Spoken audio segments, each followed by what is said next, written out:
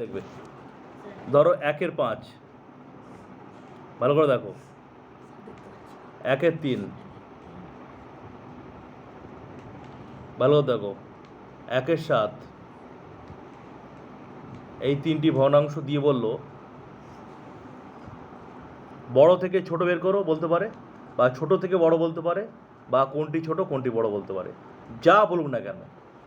ছোট থেকে বড় বলতে পারে, বড় থেকে ছোট বলতে পারে, কোনটি ছোট ভগ্নাংশ বা কোনটি বড় ভগ্নাংশ বলতে পারে, বা আরও বলতে পারে ঊর্ধ্বক্রম সাজাও অধক্রমে সাজাও, অনেক কিছু বলতে পারে, যা বলুক না কেন। কিন্তু এগুলোকে প্রথমে তো বড় ছোট নির্ণয় করতে হবে কি হবে না? প্রত্যেকটা প্রশ্নের উত্তরের জন্য এটাকে বড় ছোট নির্ণয় করতে কি হবে কি হবে না? হবে। এবার যেটা দেখো, বলো তো এই যে 3টি ভগ্নাংশ দেওয়া আছে এদের মধ্যে একটা মিল আছে। কি মিল বলো তো? সবার লব একই। লব একই না আলাদা? দেখতে পাচ্ছ? মনে রাখবে, লব যদি একই হয়, যে কথাটা বলো মনে রাখবে, লব যদি একই হয়, বলো আমার সাথে, লব যদি একই হয়, যার হর ছোট সেটা বড়। কি বললাম? লব যদি একই হয়, কি বললাম? লব যদি একই হয়, যার হর ছোট সেটা, তাহলে বলো তো কে বড় এখানে? 3 বড় না 1 এর 3 বড়? কে বড়? 1 এর 3 বড়। আচ্ছা 1 এর ছোট তাহলে কে বলো তো? 1 এর 7। যার হর ছোট সেটা যদি বড় হয়, তাহলে যার হর বড় সেটা কি হবে বলো? তাহলে ছোটটাকে বোঝনি মনে হয়, বলো?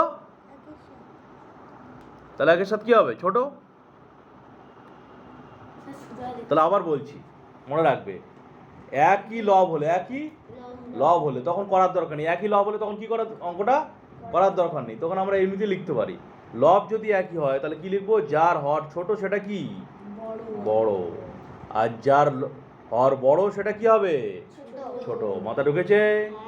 আচ্ছা এবার যদি উল্টো হয় কি হবে দেখো, ধরো সাপোজ এরকম এলো, ধরো দেখো 11 এর 13,